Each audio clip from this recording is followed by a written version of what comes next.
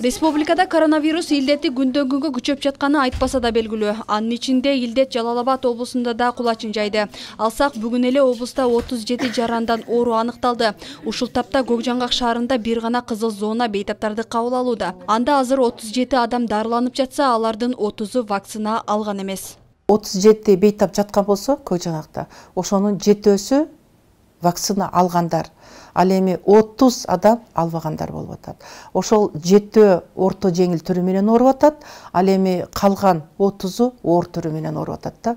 Ошондуктан ушул вакцинаны алган мезгилде деле 100% гарантия эч ким бербейт, оорубайсыз деп.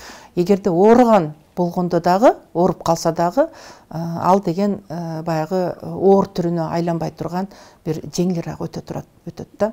Жалал Абад шаарындагы номер 3-үй бүлөлүк дарыгерлер тобунда бир күндө 70-ке жакын адам вакцина алып жатат. Алардын катарында Дилбар Капарова да бүгүн вакцинанын 3-чү дозасын алуу үчүн келген. Биринчисин дагы алдык, экинчисин дагы алдык. Мына эми үчүнчүсүн дагы алып атам. Алар мындай ал вакта эч кандай деле мындай реакция мындай болгон жок. Мына эмкисине деле ошентип ойлоймун. Манан элдерге айтарым, вакцинаны алгыла. Алгандан кийин оорусаңар деле жеңил ооруйсуңар, оорубасаңар оорубайсыңар. Мисалы азыркы убакытка чейин биз 20 адамды жасадык бүгүнкү күндө. Кечээки күнү бизде 67 адам жасалды. Ошолордун баары базага киргизилди. Алар өздөрүн карап, могу жерден алгандыгы жөнүндө маалымат ала алышат. Бул аптада өлкөдө биринчи жолу омикрон штампы да аныкталды. Адистер коронавирустун бул түрү менен ооруп жаткан киши бир жолу чүчкүргөндө 100 адамга жугушу мүмкүн экенин эскертишүүдө.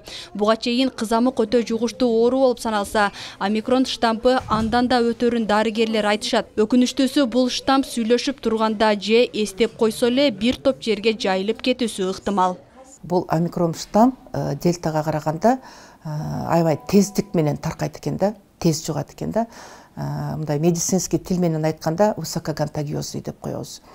Анан дагы бир өзгөчөлүгү бул көбүнчө ушул жанагы биздин дем алуу органдардын жогорку верхний дыхательные пути деп коебуз. Мына ошол органдарды мына фарингит, ларингит, ангина, мына ушундай оорулар менен, ушул түрү менен, ушул оорулардын клиникасы менен көбүрөөк болот экен да. Кыргызстанда катталган омикрон штаммынын дельтадан айырмасы. Мутациясы көп, S блогунда 32 мутациясы бар. Тез жугат. Омикрон дельтага караганда 4,2 эсе тез тарайт. Адатта оорунун белгилери 3-6 күндөн кийин билине баштайт. Бирок омикрондун тез тарап, тез жукканын эске ала турган болсок, анын белгилери бир күндөн кийин эле билиниши мүмкүн. Ошондой эле дарыгерлер бул вирус балдар үчүн өтө кооптуу экенин эскертишүүдө. Медиктер омикрон штампынын белгилери баарына окшош болоорун, көбүнчө тамак оорутуп, чыйрыктырып, алсыратаарын кошумчалаган. Балдар чоңдорго салыштырмалуу тез дем алгандыктан коронавирустун жаңы түрү алар үчүн кооптуу. Мындан улам ата-энелер балдарын эки жакка көп чыгарбай, үйдө кармашы шарт. Алардын тамактануусунда жакшыртуу зарыл. Негизи ОРВИ грипп деле ушул оорулардагы балдарда быйыл аябай көп ОРВИ катталды. Айрыкча 3 маал, ошо 6 айдан кийин 3 маал өзүбүз жеп аткан өзүбүздүн баягы семейный столдон 3 маал сөзсүз тамактандырыш керек, 2 маал шамшум бериш керек да. Биз өзү негизи туура балдарыбыз тамактандыра албайт экенбиз да. Ошондуктан биздин балдар баягы организми, иммунитети көтөрүлбөй,